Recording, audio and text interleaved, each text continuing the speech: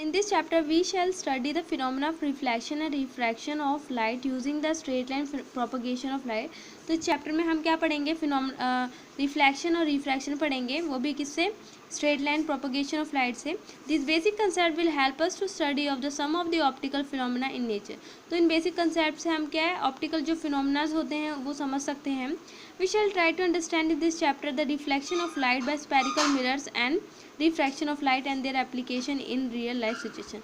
तो इस चैप्टर से हम ये समझेंगे जो रिफ्लेक्शन और रिफ्लेक्शन ऑफ लाइट से जो स्पेरिकल मिरर्स होते हैं और जो रिफ्रैक्शन की वजह से और उसकी क्या एप्लीकेशन है रियल लाइफ में, वो सारी चीज़ें हम पढ़ेंगे. अब फर्स्ट है 10.1 reflection of light. Reflection basically क्या होता है, जैसे कि अगर हमारे हाथ में मिरर है, अब सनलाइट से जो सनलाइट आ रही है, हमारे हाथ में मिरर है, तो मिरर से वो अगर एक तरफ से, कई बार हम छोटे पे करके देखते हैं तो उसका क्या करते हैं, वो लाइट वहाँ से लेके मिरर में और वो कहीं और फोकस करते हैं, तो जिस कारण वो जो लाइट कहीं और पे भी फोकस हो सकती है. तो इस तरीके से क्या होता है, ये चीज़ रिफ्लेक्शन होती है. जैसे अगर शीशा रखा है, शीशे के वहीं पे रिफ्लेक्शन होगा, वो लाइट उस पर पड़ेगी और वो कहीं और पड़ रही होगी, तो ये रिफ्लेक्शन होता है basically.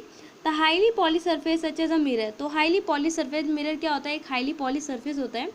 Reflect most of the light. तो जो मिरर होता है सबसे ज़्यादा लाइट रिफ्लेक्ट करता है. Falling on it you are already familiar with the law of reflection of light.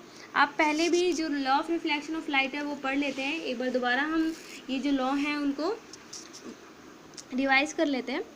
The angle of incidence is equal to the angle of reflection. हमें पता है कि जो एंगल ऑफ इंसिडेंस होता है वो इक्वल होता है एंगल ऑफ रिफ्लेक्शन के. मतलब कि मान लेते हैं ये एक ऑब्जेक्ट है, ठीक है, ये ऑब्जेक्ट है, तो जिस एंगल से यहाँ सनलाइट आ रही है, ठीक है, मान लेते 30 का, तो उसी एंगल से जो सनलाइट चली भी जाएगी, ठीक है. तो क्या होता है, angle of incidence equal to angle of reflection.